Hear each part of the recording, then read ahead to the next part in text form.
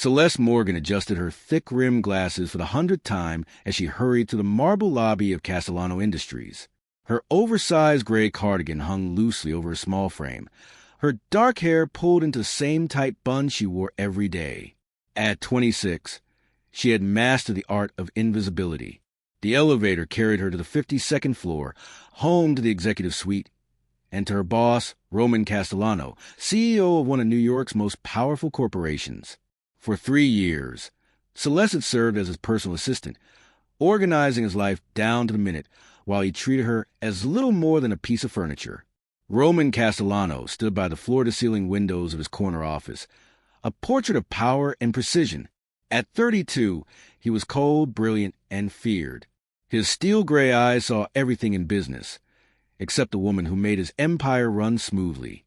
Celeste knocked softly and entered with his morning espresso and a detailed schedule. "Mr. Castellano," she said quietly, setting both on his desk. He barely looked up. "Cancel the 3 o'clock with Peterson. Move the board meeting to tomorrow." "Already done, sir," she replied. "I thought you might want more time for the Morrison files." Roman's eyes flickered briefly with surprise before returning to his computer. "Fine. Anything else?" Celeste hesitated. "The Children's Hospital Charity Gala is tomorrow night.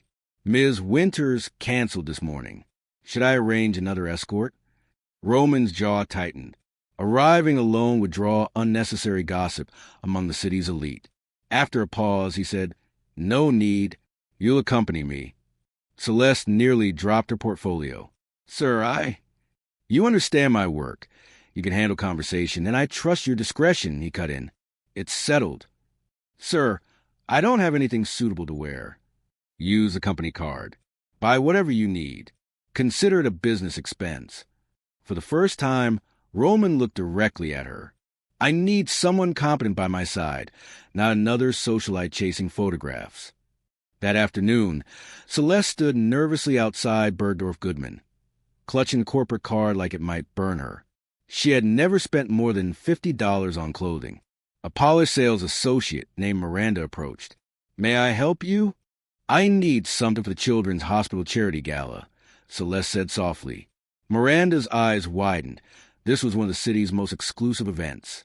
"Then let's make you unforgettable." Hours later, Celeste hardly recognized the woman in the mirror. The midnight blue silk gown hugged her curves with quiet elegance. The color deepened to green in her eyes, and for the first time in years, she saw not a shadow, but a woman. The next day, she took her first sick day in 3 years. At a luxury salon, stylists freed her hair from its bun and styled it in soft waves. Her glasses were replaced with contact lenses. Professional makeup brought out the natural glow she'd always hidden. When she looked into the mirror that evening, Celeste Morgan saw herself, confident, luminous, alive. At the Plaza Hotel, Roman checked his watch impatiently. His assistant was late, unusual for her. He turned at the sound of a voice. "Excuse me, are you Mr. Castellano?" He froze. Before him stood the most breathtaking woman he had ever seen. Her gown shimmered with every movement. Her emerald eyes sparkled under the chandelier light. "I'm sorry, do we know each other?" he asked. Celeste smiled. "It's me, Mr. Castellano." "Celeste, your assistant." For the first time, Roman was speechless. His mousy assistant, the one who blended into office walls, now looked like a goddess. "You look different," he managed. "I hope that's not a problem," she teased gently. Roman felt something shift inside him. Not all. As they entered the ballroom, heads turned, men stared, women whispered. Roman, always composed, felt an unfamiliar surge of possessiveness. "Roman, wonderful to see you," Senator Harrison greeted. "And who is this lovely lady?" "Celeste Morgan, my companion for the evening," Roman replied, placing a steady hand on her back. Celeste smiled gracefully and engaged the senator's wife in conversation about the hospital's new pediatric wing, her intelligence shining through. Roman watched, captivated. This wasn't just a physical transformation.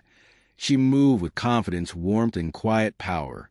When the orchestra began to play, Roman offered his hand. "Would you care to dance?" Celeste hesitated, then accepted. As they swayed to the music, he murmured, "You're full of surprises tonight." I'm the same person I've always been, she replied softly. Perhaps you're just seeing me for the first time. Her words hit him like a revelation. How blind he had been. The next morning, Celeste returned to her gray cardigan and glasses, but she could feel Roman's eyes on her. His usual coldness was gone, replaced by something warmer, uncertain. Every interaction carried new tension. About Saturday night, he began one afternoon. It was a lovely event. The hospital raised substantial funds. She said, "Try and stay professional." "That's not what I meant," he replied, his voice low. Before she could respond, the elevator chimed. Vincent Morrow stepped out, Roman's old rival, notorious for charm and ruthlessness. "Roman, my old friend." Vincent smiled thinly. "Heard you made quite the impression at the gala. That mystery companion of yours stole the show." His gaze slid to Celeste. "Ah, Miss Morgan, isn't it? The photographs don't do you justice." Celeste's stomach dropped. She hadn't considered the media. Her picture was everywhere. After Vincent left, Roman pulled up the society pages. Headlines blaring. "Mystery woman captures billionaire's heart." Who is Roman Castellano's stunning new love? Celeste's voice trembled. "I never meant to cause problems, sir. This could damage your reputation." Roman met her eyes. "I'm not sorry this happened. The only thing I regret is that it took me 3 years to really see you." Over the following weeks, their bond deepened beyond professionalism. Roman stayed late just to talk. He learned she spoke 4 languages, graduated summa cum laude from Columbia, and had turned down prestigious offers to work for him. One evening, over Chinese takeout, he asked, "With your qualifications, you could be anywhere. Why stay here?" "At first it was a job," she admitted. "But somewhere along the way, it became about you. I saw how you treat people, how you give quietly. I fell in love with the man no one else sees." Roman's chest tightened. "And now I'm terrified," she whispered, "because loving someone means you can lose them." "You won't lose me, Celeste," he said, touching her cheek. "I promise." Their first kiss was slow, electric, and inevitable, the breaking of 3 years of tension. But outside their fragile bubble, danger was building. Vincent Morrow had begun investigating Celeste, determined to use her and their relationship to destroy Roman once and for all. Vincent Morrow didn't waste time. Within days, tabloids exploded with stories about Celeste, claims that she had schemed her way into Roman's life, that she'd been planted by a rival company. Photos were leaked of her leaving his penthouse late at night, edited to look compromising. Roman stormed into his office, throwing the newspaper onto his desk. "Who did this?" he demanded. Celeste stood pale and shaken across from him. "Vincent approached me last week. He wanted me to join his company in exchange for destroying you. I refused. I swear I did." Roman clenched his fists. "And now this—" "I'm so sorry," she whispered. "I thought if I ignored him, he'd stop." "You should have told me, Celeste. I didn't want to make things worse." The pain in her voice cracked something inside him. For a moment, the ruthless CEO vanished, replaced by a man terrified of losing the woman he loved. He walked around his desk and took her hands. "We'll fix this. Together." But Vincent wasn't done. That afternoon, he called a press conference, claiming that proof of Roman's inappropriate relationship with an employee. The company's board panicked. Roman's reputation, built over a decade, was suddenly hanging by a thread. That night, Celeste sat alone in her apartment, staring at the blinking cursor of her resignation letter. Every line broke her heart. "Dear Mr. Castellano, it has been an honor to serve under your leadership. However, recent events have made it clear that my presence causes more harm than good. Effective immediately, I resign from my position at Castellano Industries." She signed her name, tears splattering the page. Before she could change her mind, she pressed send. Roman read the email at 2 a.m. For a long time, he just sat there, staring at her name glowing on the screen. Then he grabbed his coat and drove through the rain, headlights slicing through the dark streets until he reached her building. Celeste opened the door in a worn T-shirt, her eyes red from crying. "I told you I can't stay," she said quietly. "You think walking away protects me?" His voice was raw. "You're my strength, Celeste. Without you, everything falls apart." Her chin trembled. "Roman, the board is calling for your resignation. Vincent won't stop. This isn't just about us anymore." He stepped closer. "Then let him come for me. But he will not destroy what's real." Her defenses crumbled. "Roman, I love you," he said simply. "Not as my assistant. Not as some perfect image. You walked into my life and changed everything. I can face losing the company, but not you." Celeste's tears fell freely. "You'll regret this when it ruins you." "I'll regret nothing if it means keeping you." He pulled her into his arms, and for the first time in his life, Roman Castellano let himself be vulnerable. The next morning, Roman faced the board. His voice was steady as he spoke.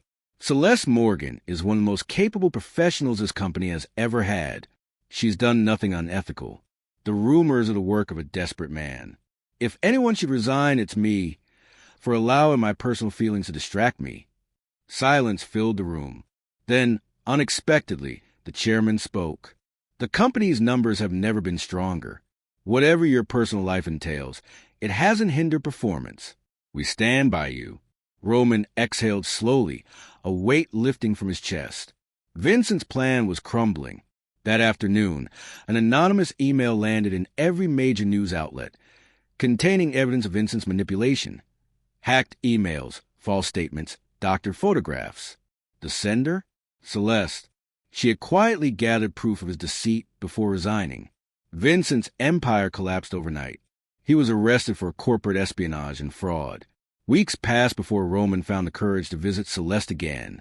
She had retreated to her late mother's cottage outside the city, seeking quiet after the storm. When she opened the door, she looked different, peaceful, but still carrying the ache of everything she'd endured. "I heard about Vincent," she said softly. "You saved me," he replied. "You saved yourself," she corrected gently. "I just couldn't let him win." He smiled faintly. "Neither could I." They stood in silence until Roman took a deep breath. "Come back. Not as my assistant. Those days are gone. Come back as my partner. In business, in life, in everything." Celeste's heart pounded. "Roman, I bought the hospital's new wing in your name," he said quietly, "because you taught me what real generosity looks like. I used to think power meant control. You showed me it means compassion." Tears filled her eyes. "You really mean that?" He nodded, every word. For a long moment, she said nothing. Then she stepped forward and kissed him, sealing everything they had fought for, love reborn from chaos. Months later, the world knew the story differently. Billionaire CEO marries former assistant who exposed corruption scandal. From shadows to spotlight, Celeste Morgan's bravery redefines power and grace. At their wedding, set in the same ballroom where their story began, Roman watched his bride walk toward him in a flowing white gown. The same chandeliers glowed above, but everything had changed. When the officiant asked if he took her to be his wife, Roman smiled. "I already do," he said softly. Celeste laughed through tears. "You didn't even let him finish." Couldn't risk waiting another second. Laughter rippled to the guests, but behind it was something deeper, a sense of justice, of love that had survived every test. As they danced, Roman whispered, "Remember the first time we danced here? How could I forget? You kept stepping on my dress." I was distracted. By what? By the woman I was too blind to see. Celeste leaned her head on his chest, listening to the steady beat of his heart. "You see me now?" "Every day," he promised, "and I never plan to stop." Outside, flashes of cameras captured the moment the world had waited for. The billionaire and the woman who taught him what love really meant. But inside, it wasn't about the headlines. It was about two people, once strangers divided by worlds, now bound by faith, loyalty, and the courage to choose each other against everything.